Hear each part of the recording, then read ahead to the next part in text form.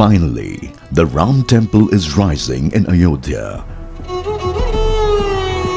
The sacred land millions revere as Lord Ram's birthplace. End of an era of violent political, social, communal and legal disputes and altercations that rocked the country for more than a century. This is Avadh, the land which witnessed the confluence of Buddha Jain Hindu faiths. The land that had begun to lose its glory as a political center with the shifting of capital from Faizabad to Lucknow by Asaf ud-Daula, Avadh's fourth Nawab. In the following period, Avadh was destined to witness one of India's bitterest conflicts in history.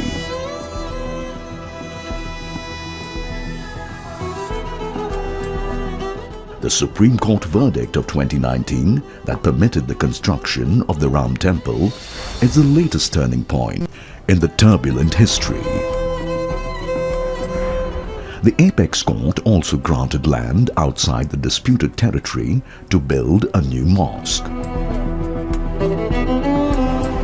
The landmark judgment led the Mandir Masjid dispute to give way to the temple construction.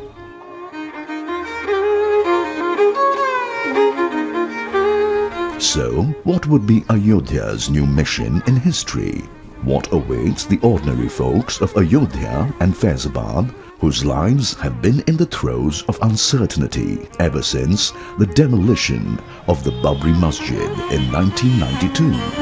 हम लोग भी यही चाहते रहे कि अब ये मुकदमा खत्म हो जाए, किसी तरीके से भी खत्म हो जाए, जिससे एक हमारे देश का भाईचारा बना रहा है। हम लोग हिंदुस्तान के मुसलमान हैं, लेकिन हिंदुस्तान के वफादार भी हैं। आज सुप्रीम कोर्ट ने फैसला कर दिया, हमने उसका सम्मान किया। मंदिर का काम तो शुरू है। Even as the question remains of whether the Supreme Court verdict would resolve the conflict that deeply embarrassed secular India, Ayodhya is entering its new tryst with destiny.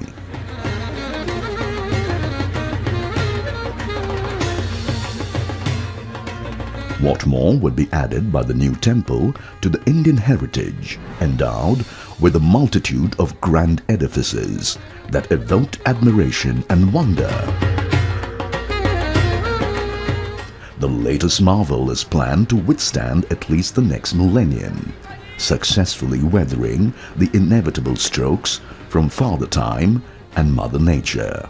The whole challenge was you must have specifications which will have 1,000 years. So we are designing this temple life more than 1,000 years. To achieve this, we are not using concrete and steel because the life of concrete and steel is limited. We are using pure stone here, and wherever clamping something required, so those we are using copper.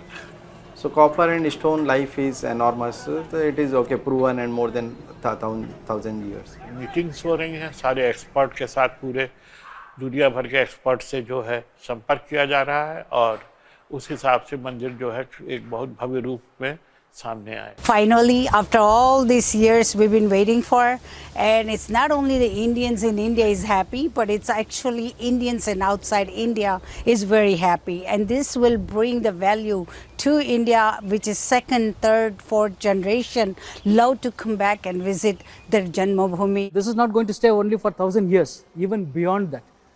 This is the concept, and then this should become a monument of its only kind in the world. That is the way it has been brought up. We are dependent on the best brain of this country in the field of brain.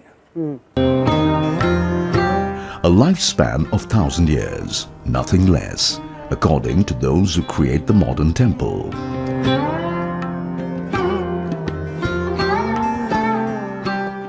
A tower of faith on the confluence of multiple religions for the Hindu flag to be hoisted again.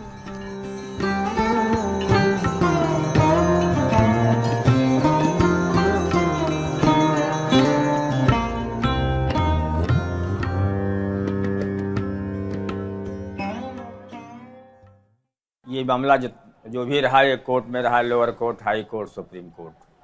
High court का फैसला हुआ तो इससे पहले भी हमारे जो है पिताजी ने जो है उसको भी मान लिया था, लेकिन जो है निर्मोही अखाड़ा नहीं माना, वो सुप्रीम कोर्ट चला गया, तो 10 साल सुप्रीम कोर्ट भी जाना पड़ा। Islamic year 935, Gregorian year 1528 to 29. A mosque was built as directed by the Mughal invader Babur by his minister Mir Bakui. 1856 to 57, history of Hindu-Muslim conflicts claiming the land.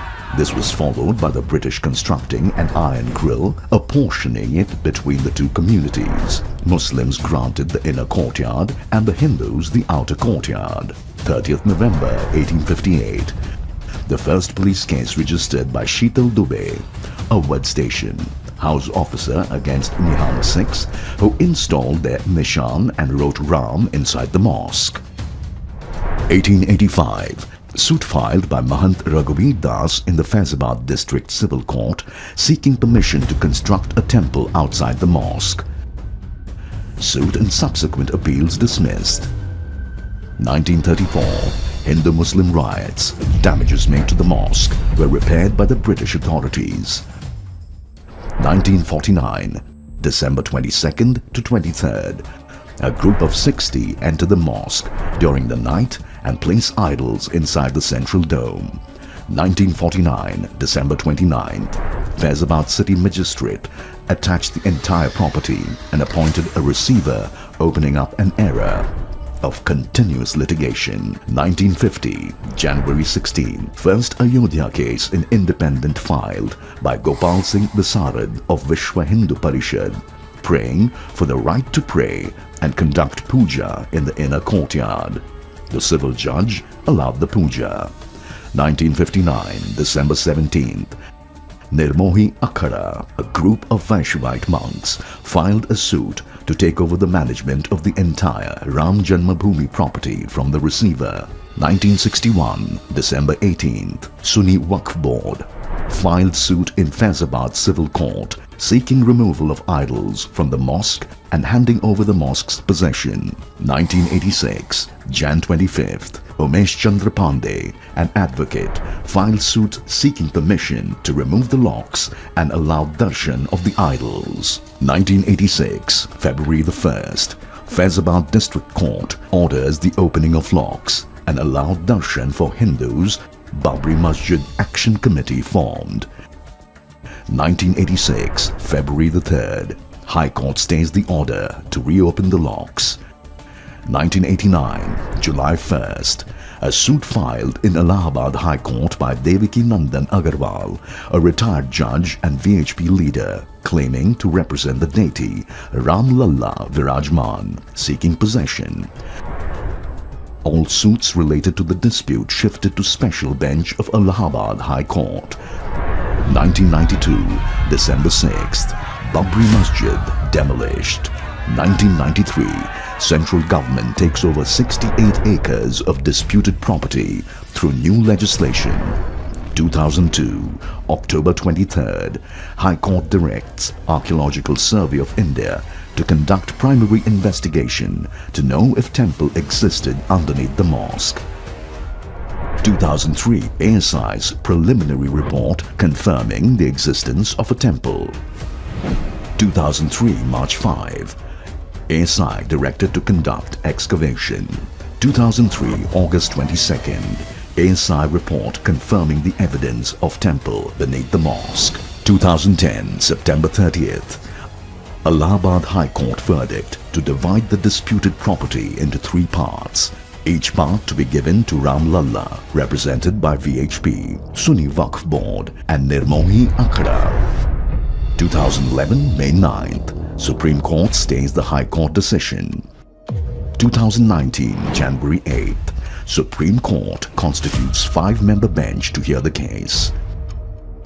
2019, March 8th, Supreme Court forms mediation panel headed by Justice FMI Khalilullah and Shri Ravi Shankar and Shri Ram Panchu as members. Panel fails to reach consensus. 2019, November 9th, Supreme Court judgment to allow construction of Ram Temple at the disputed site and decides to grant land for a mosque outside the site. 2020, August 5th, construction begins. So when we went inside, we saw that the pillars of the mosque was temple pillars. So now the question comes, how do you say that these are the temple pillars? Temple pillars would be having always that this one Purna Kalasha would be there. On the lower part of it, it would be engraved. And then there are certain temple motifs also, that chain and bell motifs would be there, which is seen in almost all the temples. These kinds, and then there were certain defaced sculptures also. This was seen, so we could tentatively date it also that it belongs to 12th century. And it was on the basis of that earlier we came to the conclusion that this was part of the temple. देखिए court ने फैसला कर दिया कि जो है किसी को कोई इतराज नहीं हुआ ना, जो है सारे मुसलमानों ने उसका सम्मान किया कि चलिए कोर्ट ने फैसला किया, हम हिंदुस्तान में मुसलमान हैं, संविधान को मानते हैं।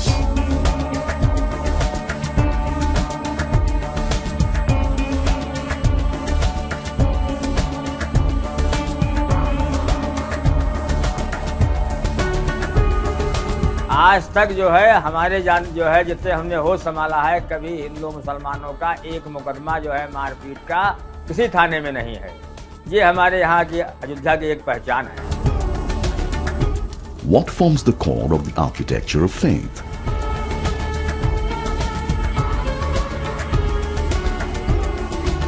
It is the spiritual tower created by human skill that transports the devotee standing humble and helpless before a divine presence. That is intangible yet experiential to the rarefied realms of devotion. It is a performance manual that humbles humans naturally. How does this surreal architecture become humanly possible is its mystery and suspense. The modern Ram Shrine is being built not by those blessed sculptors of yore buried anonymously in history, who could feel the heart of stone with their hands, touched by gods. Today professionals from the Larsen & Toubro, Tata Consultancy Services and the Indian Institutes of Technology work together to create this contemporary temple. L&T has already left its mark on the various structures at the hallowed Venkateshwara temple of Tirupati and also the Lotus temple a quarter century ago. Here we are using all possible technologies. Design wise also we are using all facilities available in the India, best facilities. Okay, like this thing, this entire design is being done by L&T design team. It is being checked by Tata. TC is involved in the project, and apart from that, this we are getting help from IIT professors and NIT professors. This country never had a scarcity of great structures that have defied time and turbulence. So what should a new structure that hopes to join that super league be built with? Stone, wood or metal?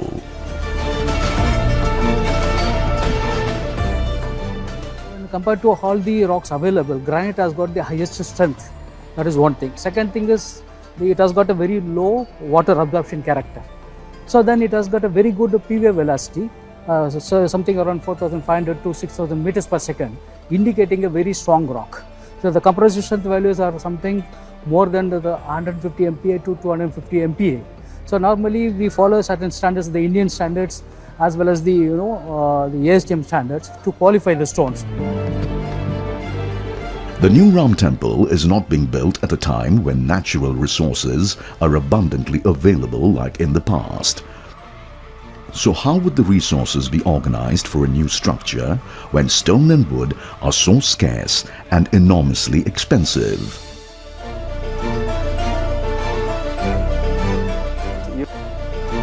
Volumes are there. We have done 2 lakh cubic meter of excavation we have done, and entire thing we have filled with RCC, roller compacted concrete.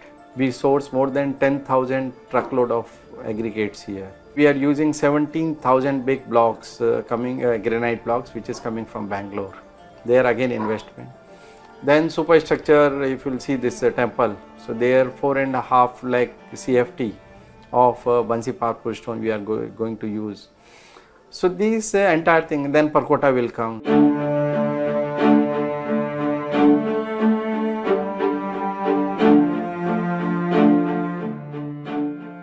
Gone too are the days of those architects who created music from the stones.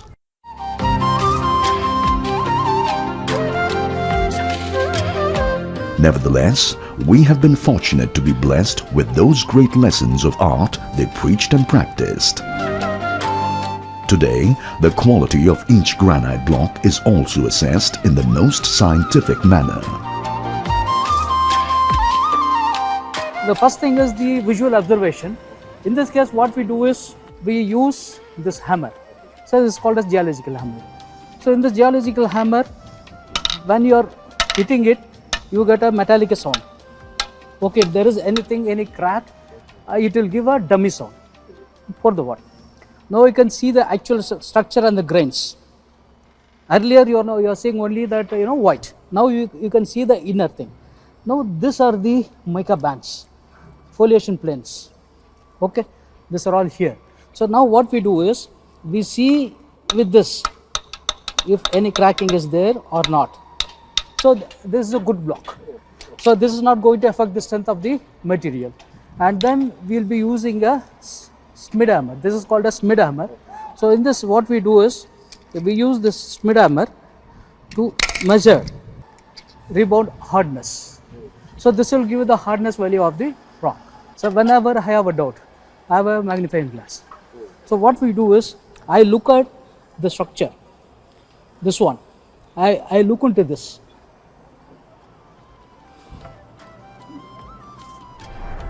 So this is okay. This is not going to have a crack. So what we are doing is not only testing here, we will be testing the stones even at the quarry level.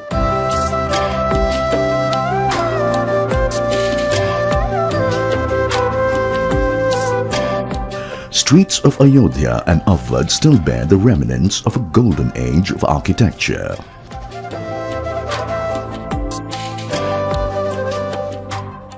We can still listen to the pulse of the past that resonates with the tales, wars, gharanas, thundris and Kathak.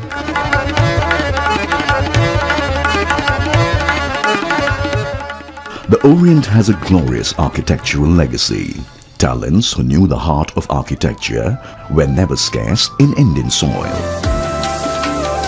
The marvelous Nagara sculptures of Khajuraho.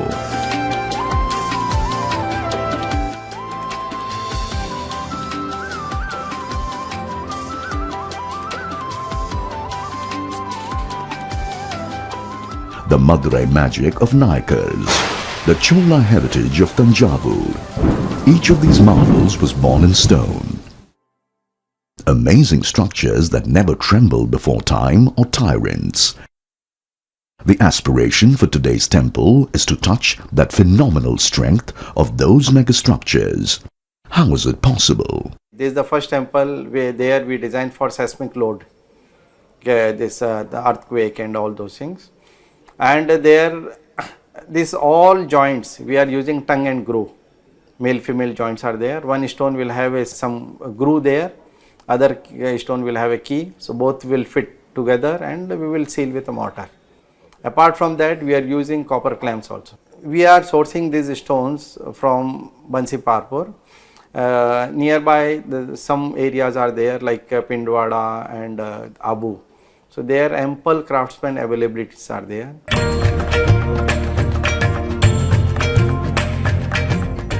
The imposing Kalinga spires of Bhubaneswar, the Badami Chalukya tradition of Middle Ages, the Hoysala architecture of Deccan, the Dravidian brilliance of Hampi,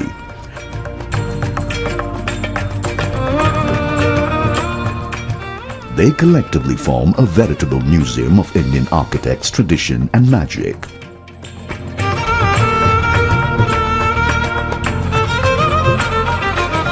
newer generations have scaled newer heights of invention with the passage of time, yet they have kept losing out to their predecessors in the field of architecture. Each of these marvels was born in stone. Stones are of different casts: granite, sandstone, limestone, and so on. What is the mission of each of them? Granite we are using for build up of a plinth. The entire temple load is coming on top of this thing. But when we will use this temple stones, so there it should be give a more aesthetic. Carving should be very fine in this one. So that is why we selected sandstone with a very fine grains. If you look at the Indian history, almost every sacred place is made carved out of stones only. So stones is a natural material, and then this material has got a durability first of all, and then it can amend itself for any type of carving. If you look at almost about 150 varieties of granites available in the country.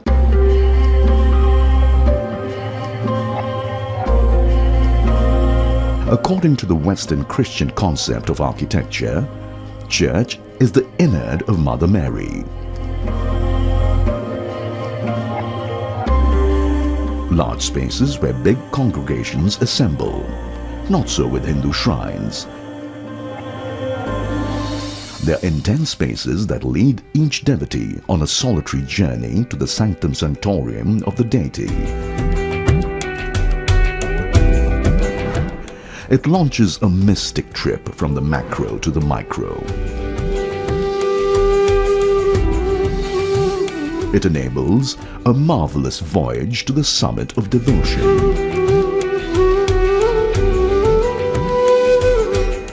The new Ram Temple intends to touch, with the help of technology, this height of architecture that humanity could master with talent and perseverance.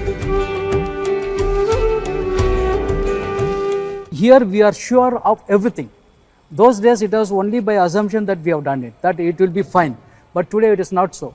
So we are applying the factor of safety, and we are seeing that every input is there, and this is being modeled, and then we are beyond doubt that whatever we are doing is, doubtful. No doubt exists in this.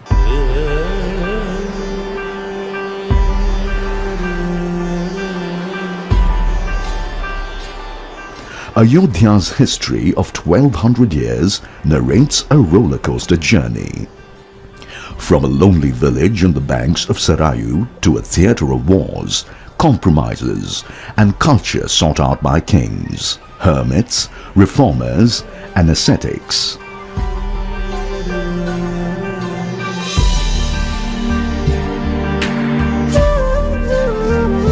The echoes of this past continue to resonate on the banks of Sarayu even today. But how would the temple transform today's Ayodhya?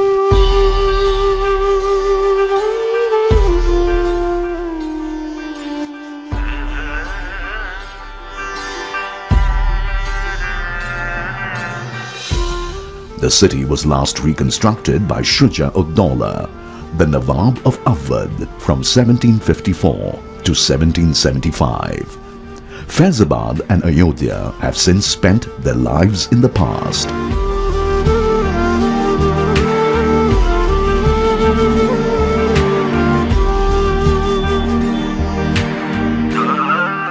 How could the new Ram Temple contribute to the lives of people in Ayodhya? इससे अयोध्या में पर्यटन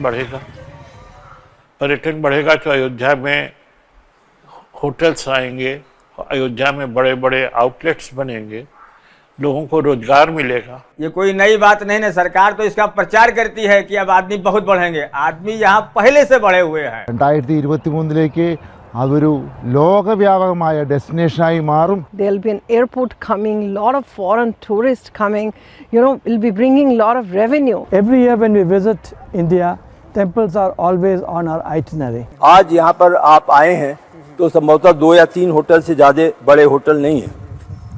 आपको भी हो सकता है कठिनाई हुई हो, टैक्सी की सुविधा कम है। यह सब आने वाले 2 वर्ष में हमको डेवलप अवश्य करना है। A land which stood frozen in time for long is waiting in the wings to be a smart city. Urban development and betterment of the lives of people are being eagerly awaited. Yet, notwithstanding its limitations, this little region on the banks of Sarayu had played a crucial role in deciding the stability of the thrones of Delhi. A thunder in Ayodhya used to shake the peacock throne of the Mughals until the Persian invader Nadir Shah seized and smuggled it out of the country. Ayodhya has lived to tell the tales of power struggles for centuries more, and quietly flows the Sarayu, the witness to eternal cycles of life and death, rise and fall of ordinary mortals, celebrated kings and gods too.